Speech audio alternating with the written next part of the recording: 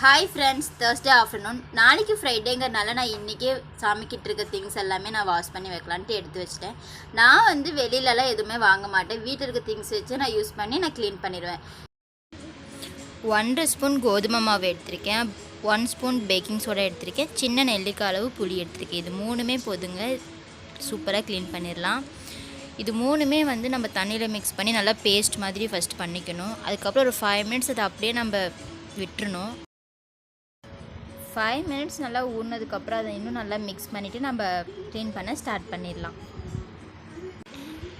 என்கிட்ட பூஜை பாத்திரம் கம்மியாக தாங்க இருக்குது. ஃபஸ்ட்டு நான் இதில் எல்லாமே அப்ளை பண்ணி வச்சுருவேன். அதுக்கப்புறம் தான் நான் ஸ்க்ரப் எடுத்து ஸ்க்ரப் பண்ணுவேன். ஃபஸ்ட்டு இதில் எல்லாத்தையும் நம்ம அப்ளை பண்ணிட்டு நம்ம வச்சிடணும். அதுக்கப்புறம் ஒவ்வொன்றா எடுத்து ஸ்க்ரப் பண்ண நம்ம ஆரம்பிச்சிடலாம்.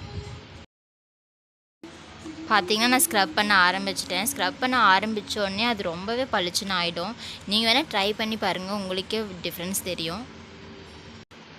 நான் ஃபஸ்ட்டுலேருந்தே இது தாங்க யூஸ் பண்ணிகிட்ருக்கேன். ரொம்பவே எஃபெக்டிவாக இருக்குது. இப்போ நான் தண்ணியில் போட்டு வாஷ் பண்ணி காட்டுறேன், பாருங்கள் எவ்வளோ நல்லா க்ளீன் பண்ணியிருக்கேன்னு. நிறைய பேர் பீத்தம்பரா லெமன் சோடாலாம் வச்சு க்ளீன் பண்ணுறாங்க. அவங்க எல்லாருமே இது ஒரு வாட்டி ட்ரை பண்ணி பாருங்கள். உங்களுக்கு பிடிச்சிருந்தா இதே ஃபாலோ பண்ணிக்கோங்க.